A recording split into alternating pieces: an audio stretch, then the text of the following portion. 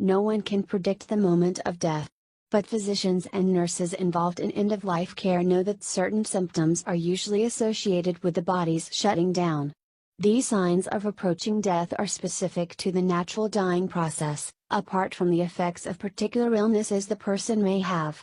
Not all dying symptoms show up in every person, but most people experience some combination of the following in the final days or hours. Number 1. Loss of appetite.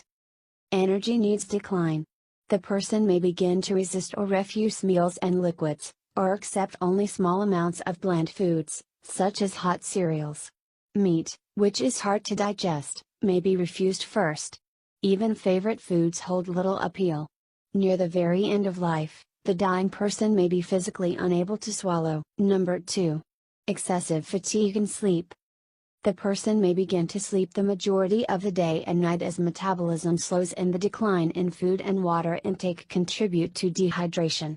He or she becomes difficult to rouse from sleep. The fatigue is so pronounced that awareness of immediate surroundings begins to drift. Number 3. Increased physical weakness. A decline in food intake and lack of energy leads to less energy, even for activities like lifting one's head or shifting in bed. The person may even have difficulty sipping from a straw. Number 4. Mental confusion or disorientation. Organs begin to fail, including the brain. Higher order consciousness tends to change. Few conditions leave people hyper-aware when they're dying, says palliative care physician Ira Bjork, author of Dying Well. Number 5. Labored breathing. Breath intakes and exhales become raggedy, irregular, and labored. A distinctive pattern called Cheyne-Stokes respiration might be heard. A loud, deep inhalation is followed by a pause of not breathing, apnea, for between 5 seconds to as long as a full minute, before a loud, deep breath resumes and again slowly peters out. Sometimes excessive secretions create loud, gurgling inhalations and exhalations that some people call a death rattle. Number 6. Social withdrawal. As the body shuts down, the dying person may gradually lose interest in those nearby. He or she may stop talking or mutter unintelligibly, stop responding to questions, or simply turn away. A few days before receding socially for the last time, the dying person sometimes surprises loved ones with an unexpected burst of alert, attentive behavior. This can last less than an hour or up to a full day. Number 7. Changes in urination.